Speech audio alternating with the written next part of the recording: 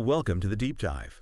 This is the place where we take stacks of research, industry reports, and really boil them down into knowledge you can actually use. Today, we're strapping in for a pretty serious ride. We're looking at the heart of freight and logistics. Because, well, we really need to stop seeing the modern truck as just, a machine on wheels. It's way more than that now. It's basically a powerful, connected network moving down the highway. Think about it. Digital logs, GPS, engine diagnostics, cargo tracking, even billing. It all relies on these complex computer systems talking to each other, like constantly.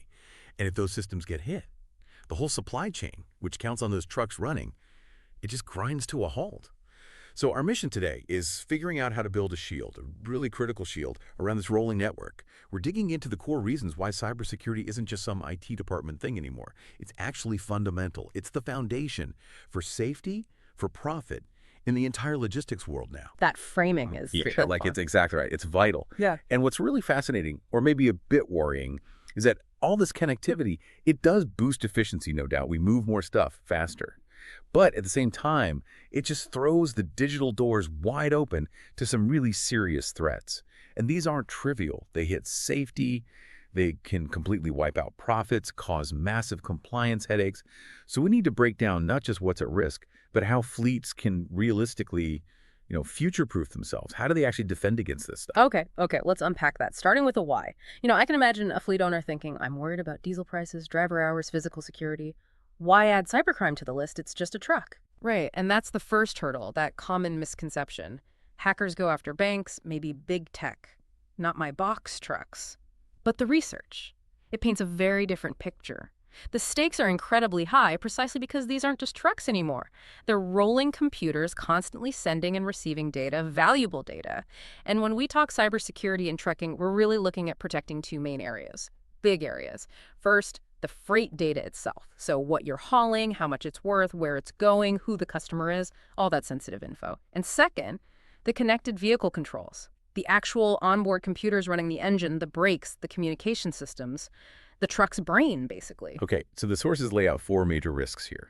Things every fleet owner, every manager really needs to internalize. Let's start with the data, because maybe that value isn't always obvious. Absolutely. It's often underestimated. So, risk number one, freight data theft. Now, this gets interesting because it's not just one thing. Obviously, it can lead directly to physical cargo theft, right? If a thief knows you've got high-value electronics on board and they know your exact route and delivery window, well, that's a setup. Okay, that makes sense. Direct link. But there's another angle, sometimes more damaging long-term. It's stealing your business intelligence, your strategic routing data, your confidential customer lists, your pricing. Rivals can use that information. It gives them an unfair advantage, lets them undercut your contracts, poach your client. Wow. Okay, so it's not just losing this shipment. It's potentially losing future business, your competitive edge. Precisely. It's strategic. Then risk number two, and honestly, this is, it's the really scary one, vehicle hijacking.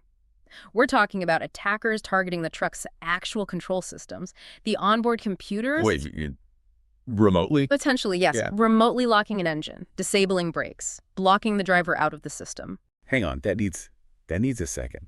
An 80,000-pound vehicle, and someone could potentially mess with its core functions, like braking, through a software attack. The capability has been demonstrated in controlled tests. It completely reframes what road safety means in a connected world, doesn't it? It absolutely does. Okay. All right, what's risk number three? Third is business disruption. This one's maybe less dramatic seeming, but incredibly costly. Attacks that hit your central dispatch systems, or maybe your maintenance scheduling software, your GPS network coordination. The goal isn't always theft. Sometimes it's just chaos. Jamming up operations, causing huge delays, schedule nightmares, the costs rack up incredibly fast, profits just evaporate into inefficiency. Right, downtime is incredibly expensive in logistics. And the final one, this is where the legal trouble comes in. It certainly can. Risk number four is regulatory violations. Think about electronic driver logs, the ELDs. They're mandatory.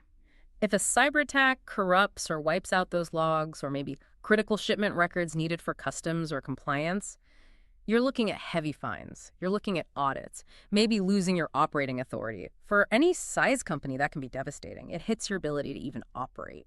Okay, so the threats are serious, complex, but is this happening now, Or is it mostly theoretical risk? Because the sources seem to suggest it's very real. Oh, it's definitely happening now. This isn't hypothetical anymore. We have clear examples. Remember, back in 2020, a major U.S. logistics firm got hit by ransomware, completely shut down their dispatch, all their operational systems for 3 whole days. 3 days. That must have cost millions. Millions, yes. And it was a huge wake-up call, showing just how vulnerable these centralized logistics hubs can be. And it's not just about the office systems, right? The physical truck vulnerability, that's been proven too. It has. The research material highlights security researchers, ethical hackers basically, who successfully demonstrated remote attacks. In controlled tests, mind you, but they managed to interfere with a semi-truck's braking system remotely. Oh, it moved from like spy movie stuff to, okay, this is technically feasible, Yes. proven, even if just in a test. Exactly. It proved the concept. It feels less like random digital graffiti and more like targeted, planned crime. What kind of attackers are actually going after the logistics industry, do we know? That's a really important question, because it's not just lone hackers messing around anymore. The threat landscape is more sophisticated. The sources tend to group the common attackers into roughly 3 archetypes. And understanding these helps fleets figure out how to defend themselves. Okay, let's break them down. First up, you've got the data snatcher. Think of this as the stealthy operator. Often they're linked to organized crime, or maybe even corporate espionage. Their goal isn't usually to shut you down. They want your valuable information. Customer lists, shipping manifests, pricing structures, maybe financial data. They probe for weaknesses in software, send tricky emails to get credentials, that sort of thing. Corporate espionage, you're saying, like, rivals might actually be trying to steal routing plans or customer data to get an edge. The sources suggest it's a definite possibility, especially for larger companies where that strategic information, that IP, can be worth even more than the cargo itself sometimes. Okay, who's next? Next, it's probably the loudest threat, the roadblocker. This is your classic ransomware attacker. They're usually financially motivated. They get into your network, lock up your computers, your servers, maybe even your dispatch systems. Then they demand a hefty payment, usually in crypto, to give you the key to unlock it all. They literally block the digital road your business runs on. Total shutdown until you pay. Nasty. And the third type, this one sounds like it plays on people. Exactly, the human element. We call them the imposter. This group uses deception, social engineering. They send fake emails that look like they're from the boss or a major customer, maybe urgent text messages, spoofed phone calls. They try to trick employees, dispatchers, maybe even drivers into revealing passwords, clicking malicious links, and this happens, rerouting high-value shipments to fake addresses, fake warehouses. Oh, wow. So they trick a dispatcher into sending a truckload of goods to the thieves. Precisely. We've seen reports, anecdotes in the source material of exactly that. Valuable freight just vanishes because someone clicked on a convincing fake email. Okay, the threats are real, they're varied, they're sophisticated. So let's pivot now. Let's talk defense. How does a fleet owner who's juggling a million things already actually build up the necessary digital defenses? We need strategies that work, that are practical, actionable stuff. Right. And the good news is there are clear best practices. We've kind of distilled them down from the sources into 5 key areas. This isn't just generic IP advice, it's tailored for the industry. Number 1, and maybe the most critical, train your team. You said it, the human element is often the way in, so training has to be specific, ongoing. Teach drivers about fake load boards. Teach dispatchers to spot those urgent phishing emails. Make everyone paranoid about plugging random USB sticks into truck dashboards or company laptops. Good point about the USBs. Yeah. It's like teaching everyone to look both ways before they click, Make cyber awareness part of the safety culture. That targets the imposter directly, the human angle. What about the technology itself, the network? Okay. Number 2, secure your network. This is about building digital walls. Strong firewalls, obviously. Using VPNs, virtual private networks for anyone accessing systems remotely, crucially limiting access. Not everyone needs access to everything. Role-based access control. And, really important, try to separate your operational technology, the OT. The stuff controlling the trucks. Exactly. Separate that network from your general business IT network, like email and finance. If one gets compromised, it doesn't automatically spread to the other. Containment. That's more. What's next? 3 is basic, but vital. Update. Regularly, all software, operating systems, dispatch software, telematics firmware in the trucks, everything. Those updates, those patches, they close the security holes that the data snatcher and the roadblocker are constantly looking for. It needs to be prompt, religious. Like updating your phone apps, but for the whole business. Precisely. Number 4, Encrypt data. Especially sensitive data, whether it's stored or being sent, encryption basically scrambles the information. It adds a layer of code, so even if someone steals the data, it's just gibberish without the specific decryption key. This is becoming a must-have for compliance, too. Makes stolen data useless. Good. And the last one, the safety net for when things go really wrong. Number 5, back up everything. But here's the key insight from the pros. Backups need to be immutable. That means they can't be easily deleted or encrypted by the ransomware itself. And ideally, they should be offline or geographically separate.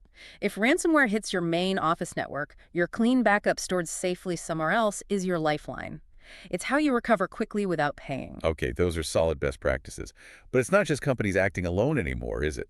Governments are stepping in. Let's talk about these new rules of the road. The regulations are changing things fast. They really are. Regulations are tightening up significantly. Now, fleets and brokers have clear responsibilities to protect data, meeting specific minimum standards. It's not optional.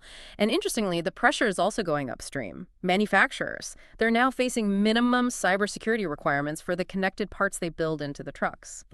So security needs to be baked in from the start by the component makers, not just bolted on later by the fleet. That's the push, yes. Build it in securely. And the new rules demand speed and transparency, too. If you have a significant cyber incident, you often have to report it fast, sometimes within 72 hours. 72 hours, that's quick. It forces companies to have incident response plans ready to go. It's not just about reporting, it's about making the whole industry track these things systematically. And finally, that training we talked about is becoming mandatory, audited even. Part of your official compliance program in many jurisdictions now. And we really have to emphasize the driver's role again here. In this new landscape, the driver is effectively a first responder on the digital front line. Seriously. They're often the last checkpoint against the imposter, or noticing something weird with the truck systems. Their responsibilities are pretty straightforward, but critical. Never, ever plug some random USB stick you found into the truck's port. Avoid using unsecured public Wi-Fi for any company device or app. And report anything that seems suspicious immediately. So driver vigilance is a key layer of defense. A huge layer. Their eyes and ears on the ground, or rather in the cab, are invaluable. More valuable than people might realize. And that vigilance is only going to get more important as trucks become even more connected, right? Yeah. What does the future look like here? How's the industry getting ready? Well, one big shift we should expect, based on the research, is more public accountability. Think public cybersecurity ratings for trucking companies, maybe even for specific truck models. Yeah, like a safety rating, but for cyber. Exactly. And those ratings, they'll likely influence insurers, they'll guide lenders, and maybe most importantly, they'll guide customers choosing who to trust with their freight. That makes sense. And expect more government checks, actual inspections, focusing on digital security, not just checking the tires and brakes. And those insurance policies, they're going to get tightly linked to your proven cyber defenses. If your security posture is weak, your premiums could skyrocket, or you might not get coverage at all. Wow, a direct financial link. And technology-wise, what's coming down the pipe for defense? The big buzzword is AI, AI-driven monitoring tools. The idea is to move beyond just reacting after you've been hit. These tools are designed to constantly watch network traffic, system behavior, looking for tiny anomalies, patterns that suggest an attack might be starting, and stopping it before it causes damage. Predictive defense. So getting smarter about spotting threats early. Exactly, getting ahead of the curve. And if you tie all this together, the risks, the defenses, the regulations, the future tech, the core message is becoming really clear. Cybersecurity in trucking, it's rapidly becoming as essential as seatbelts. Seatbelts were once optional, now they're just standard. Life-saving, business-saving. Protecting these systems isn't just an IT task. It's about protecting the cargo, yeah, but also the company's reputation, its finances, and fundamentally, driver safety. That really crystallizes it, doesn't it? Why this deep dive matters right now. We've gone from the big risks, data theft, hijacking threats, through the practical steps like training and backups, to the new rules and future tech. And understanding all this, it's actually key to understanding how the whole global supply chain is shifting, how the physical world, trucks moving goods, really depends on the health of the digital connections behind them. Which brings up maybe one final thought for you, the listener, to mull over. Given that the future defense seems to rely heavily on these AI monitoring tools predicting threats, how long before the roadblockers, the really sophisticated ransomware gangs, start using their own advanced AI? using it to find vulnerabilities faster, maybe even faster than the defenders can patch them. This battle of the bytes, it feels like it's really just getting started, and it's probably about to get a whole lot smarter on both sides. A fascinating and, yeah, slightly sobering thought to end on. Thank you for joining us for this deep dive.